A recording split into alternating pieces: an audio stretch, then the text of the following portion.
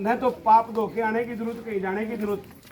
हमारे पास बहुत बड़ा महापुरुष है और हमारे पास एक नेता चंद्रशेखर आजाद, अगर आपने सुनी हो तो संसद के अंदर अभी अभी उन्होंने सभा के अंदर बोला था, संसद सत्र के अंदर ही, मैं क्यों जाऊं मथुरा काशी, मैं बेगमपुरा वासी।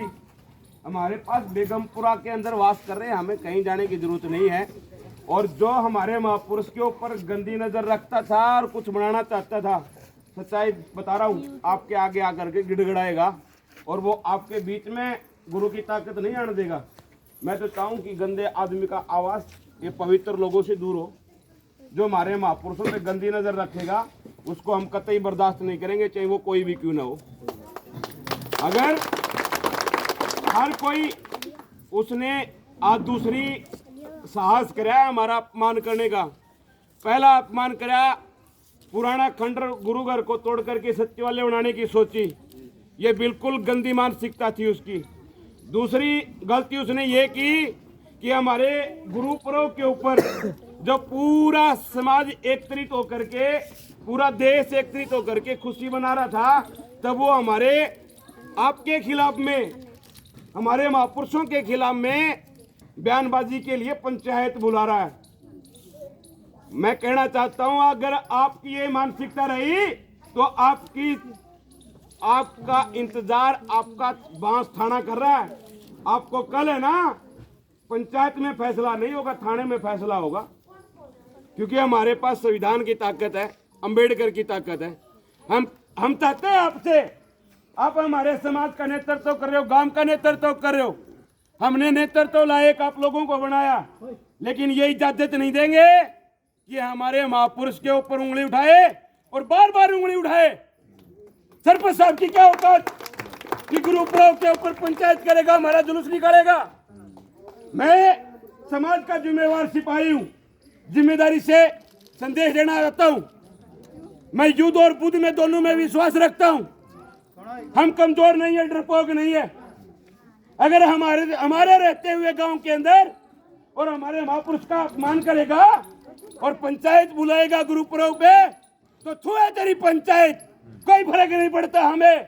अगर आपने हमारे गुरु पर्व पे आपको कोई फर्क नहीं पड़ता, तेरी पंचायत पे भी कोई फर्क नहीं पड़ता। मेरी बात को कमजोर मत आंकना। आज मैं आपका भाई के नाते आपको बोलना चाहता हूँ, महापुरुष का अपमान बर्दाश्त नहीं करेंगे। हम लोग नीला कफन हमारी गर्दन में डाल करके हमेशा मरने का डर नहीं है हमें। जान हथेली पे है, बारूद के ढेर पे है। कर कोई महापुरुष का अपमान करेगा तो जिस तरीके से गले में डालना आता है उसी तरीके से बिछाना भी आता है। ये नोट कर लेना हमारी बात को।